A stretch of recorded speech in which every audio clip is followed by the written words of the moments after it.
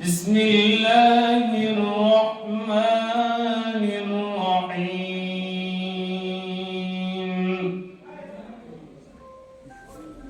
الذين جعلوا القرآن عظيم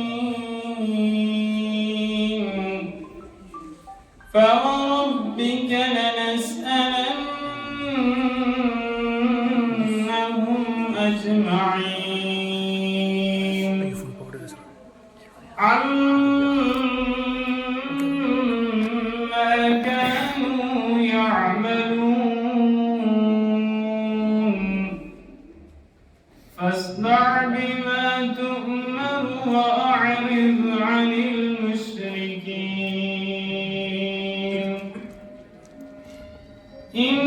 إنا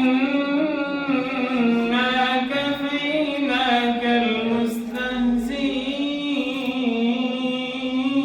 المستهزئين الذين يجعلون مع الله إلها آخر فسوف يعلمون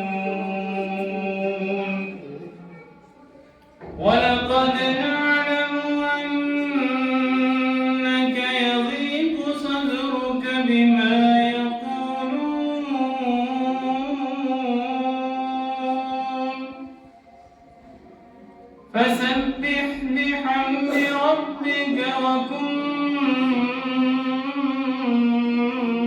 من الساجدين واعبد ربك حتى يأتيك اليقين.